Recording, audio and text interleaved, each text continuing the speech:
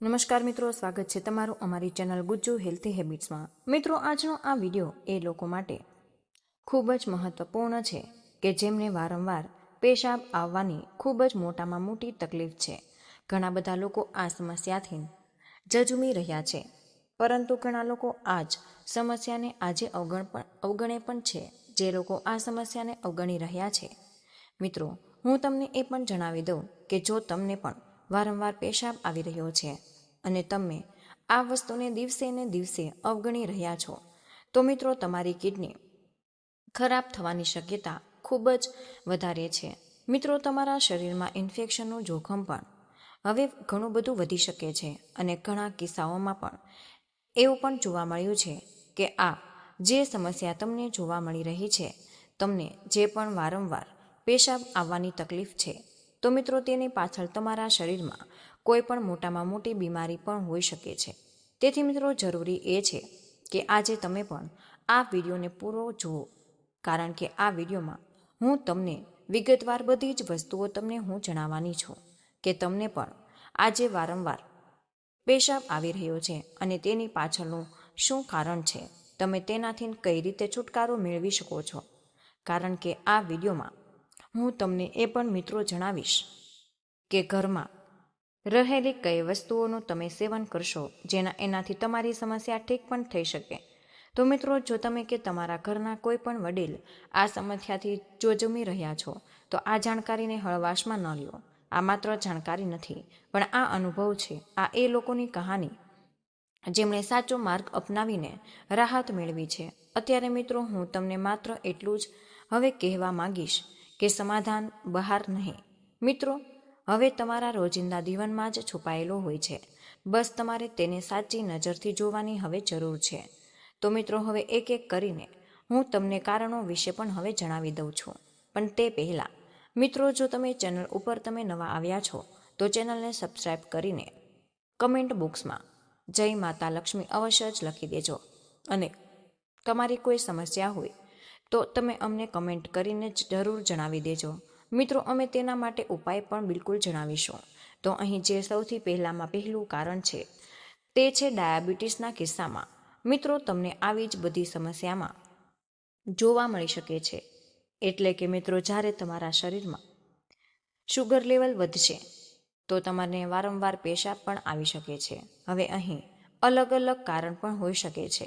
પહેલું તો કે તમને ડાયાબિટીસની બીમારી છે અને તેની જો તમને ખબર છે તો તે કિસ્સામાં તમે એવી વસ્તુઓનું હવે સેવન કરશો જેથી તમારું બ્લડ શુગર લેવલ કંટ્રોલમાં રહે। અને બીજું કારણ એ પણ હવે હોઈ શકે છે કે જે ઘણા જ બધા રિપોર્ટ્સ જોવા પણ મળ્યું છે કે લગભગ 30થી 40% લોકોને ખબર જ નથી કે તેમને ડાયાબિટીસની બીમારી છે। તો જો મિત્રો હવે તમને આવી સમસ્યા તમને જોવા મળે તો મિત્રો કદાચ તમારા શરીરમાં શુગર લેવલ હવે વધી રહ્યું હોય તો એ જરૂરી છે કે તમે તમારો બ્લડ ટેસ્ટ કરાવો, જેમાં તમને ખબર પડશે કે ક્યાંક શુગર લેવલ તો તમારું નથી વધી રહ્યું, ક્યાંક તમને ડાયાબિટીસની બીમારી તો નથી ને, કારણ કે આવા કિસ્સામાં તમને આવી પ્રોબ્લેમ જોવા મળી શકે। બીજું કારણ છે કે તમે લોકો રાત્રે સૂવાના 3થી 4 કલાક પહેલાં જો તમે ચા કોફીનું સેવન કરો તો તમને આવી સમસ્યા જોવા મળી શકે। એટલે કે તમારે તમારી લાઈફસ્ટાઈલમાં સુધારો કરવાની જરૂર છે। અને આ ઉપરાંત જે લોકો આલ્કોહોલનું વધારે સેવન કરે છે તો તેના કારણે પણ આવું જોવા મળે। લોકો કોલ્ડ્રિંક્સનું વધારે સેવન કરે તેમને પણ શરીરમાં આવી પ્રોબ્લેમ જોવા મળે છે। જે લોકો વધારે ખાંડનું સેવન કરે, વધારે નાસ્તાનું સેવન કરે, એટલે કે જ્યારે તમે લોકો નાસ્તાનું સેવન કરો તો તેમાં પણ મીઠાની માત્રા વધારે હોય, તો વધારે ખાંડ અને વધારે મીઠાનું જો તમે સેવન કરશો તો પણ તમારા શરીરમાં આવી સમસ્યા જોવા મળી શકે। તો આ બધી જ વસ્તુઓ જો તમારી લાઈફસ્ટાઈલમાં આવે છે અને જો તમે આ વસ્તુઓને સુધારી લેશો તો તમારી આ પ્રોબ્લેમ જે છે એ ઠીક થઈ શકે। ત્રીજું કારણ છે કે ઇન્ફેક્શનનું કારણ। અહીં જે હું તમને આ જે યુરિનરી બ્લેન્ડર દેખાઈ રહ્યું છે, જ્યાં પેશાબ એકઠો થાય અને જ્યાંથી પેશાબ પાસ થાય તેને યુરેથ્રા કહે। અને જ્યારે અહીં કોઈ કારણસર ઇન્ફેક્શન થઈ જાય તો તે કિસ્સામાં તમને વારંવાર પેશાબ આવવાની ફરિયાદ થઈ શકે છે। અને અહીં ઇન્ફેક્શન થવાનું સૌથી મોટું કારણ એ છે કે જો તમે લોકો પેશાબને રોકીને રાખો, હોલ્ડ કરીને રાખો, જો તમે લોકો પેશાબ નથી જઈ રહ્યા તો તે કિસ્સામાં અહીં ઇન્ફેક્શનની શક્યતા ઘણી વધી જાય. કિસ્સામાં એવું થશે કે આગળ જઈને તમને ધીરે ધીરે પેશાબ રોકવાની જે ક્ષમતા હોય ઓછી થઈ જાય અને સાથે જ પછી વધારે પેશાબ પણ બનવા લાગે. એટલે જ તમને આવી સમસ્યા અહીં જોવા મળી રહે. તેથી જરૂરી એ કે તમારે ક્યારેય પણ પેશાબ રોકવો નહીં. જો તમે લોકો આવી ભૂલ કરશો તો આગળ જઈને કોઈને કોઈ પછી તમને મોટી બીમારી પણ થઈ શકે. ચોથું કારણ છે કે જો તમે લોકો મોડી રાત સુધી જાગતા હોય તો તેનાથી આપણા શરીરમાં પિત્તદોષ પર અસર જોવા મળે. સામાન્ય રીતે આ જ પિત્તદોષ જે આપણા શરીરમાં ગરમી અને પાચનને દર્શાવે, એટલે કે આ અગ્નિ અને જળ તત્વનું કોમ્બિનેશન, જેનાથી સામાન્ય રીતે જે સૌથી મોટી સમસ્યા લોકોમાં જોવા મળે તે કબજિયાતની ફરિયાદ છે. એટલે કે જો તમારું પેટ યોગ્ય રીતે સાફ નહીં થાય તો તેના કારણે પણ તમને વારંવાર પેશાબ આવવાની ફરિયાદ જોવા મળી શકે.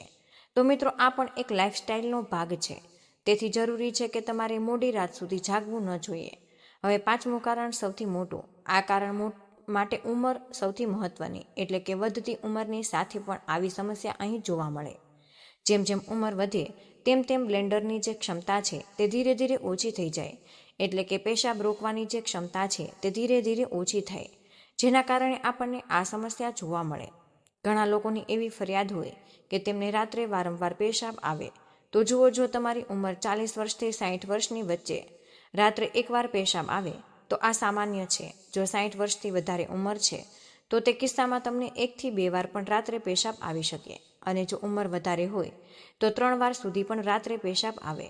જો તમને જે રાત્રે વારંવાર પેશાબ આવવાની ફરિયાદ હોય, જો તમે આ પરિબળોમાં આવો છો તો સામાન્ય કોઈ પણ તકલીફવાળી વાત નથી. વધારે પરેશાન છો તો કિસ્સામાં તમારે ડૉક્ટરનો સંપર્ક કરવો.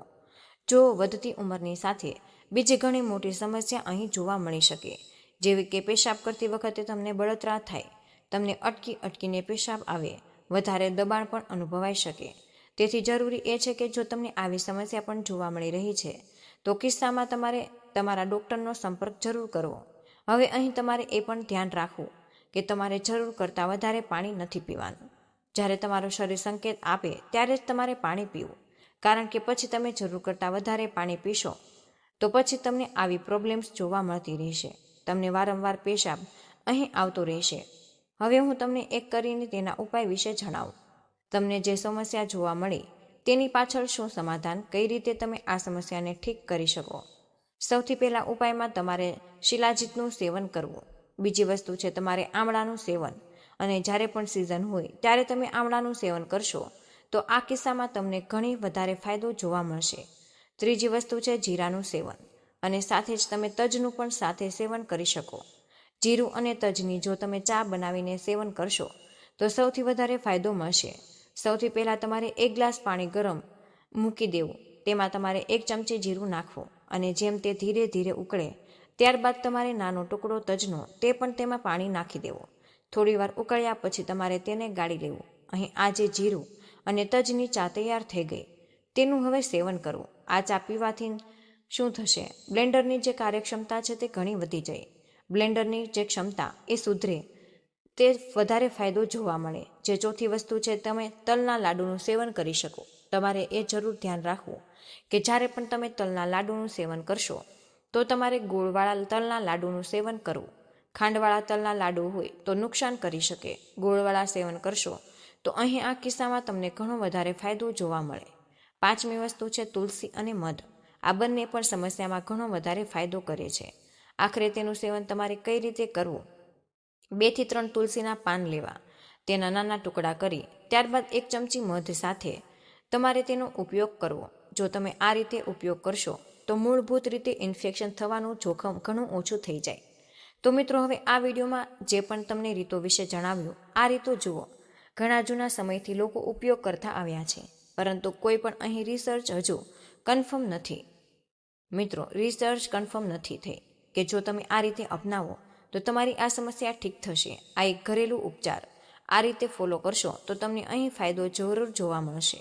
જો તમને તકલીફ વધારે છે, જેવું મેં તમને જણાવ્યું કે તમને આજે વારંવાર પેશાબ આવી રહ્યો છે, તમને બળતરા થાય, દબાણ થઈ રહ્યું છે, તો તમારે ડૉક્ટરનો સંપર્ક કરવો. કારણ કે મિત્રો, તમારા શરીરમાં કંઈક ને કંઈક ફેરફાર જરૂર થયા હોય. તમારા લોહીમાં કદાચ કંઈક વધી ગયું હોય જેના કારણે તમને આવી સમસ્યા જોવા મળે. તેથી જરૂરી છે કે તમે એકવાર જરૂરથી બ્લડ ટેસ્ટ કરાવો. તમને ખબર રહે કે આ કારણથી મને આવી સમસ્યા અહીં જોવા મળી રહી હતી અને મેં આ વિડીયોમાં ઘરેલું ઉપચાર વિશે જણાવ્યું. જો તમે તેને ફોલો કરવા માંગતા હોય તો તમે એકવાર તમારા ડૉક્ટરથી રજિસ્ટર્ડ આયુર્વેદિક ડૉક્ટરથી સંપર્ક કરો. આ વસ્તુઓને ફોલો કરીને પણ તમે તમારી આ સમસ્યાને ઠીક કરી શકો છો. તો મિત્રો, આ વિડીયો મેં તમને વારંવાર પેશાબ આવવાના અમુક કારણો વિશે જણાવ્યું, સમાધાન વિશે જણાવ્યું. તો તમે મને કમેન્ટ કરીને જરૂર જણાવજો. તો મિત્રો, મને આશા છે કે આજનો આ વિડીયો તમને જરૂર પસંદ આવ્યો હશે અને આ વિડીયોમાંથી કંઈક ને કંઈક નવું શીખવા મળ્યું. તો મિત્રો, આજના વિડીયોમાં બસ આટલું જ. આજની આ માહિતી તમને કેવી લાગી અને આ વિડીયો તમે કયા શહેરમાંથી સાંભળી રહ્યા છો તે કમેન્ટમાં જરૂર જણાવજો. જો વિડીયો પસંદ આવ્યો હોય તો વિડીયોને લાઇક અને તમારા મિત્રો સાથે શેર કરજો. ચેનલ પર નવા હોય તો ચેનલને સબસ્ક્રાઈબ કરવાનું બિલકુલ ભૂલશો નહીં. વિડીયોને અંત સુધી જોવા બદલ આપનો આભાર.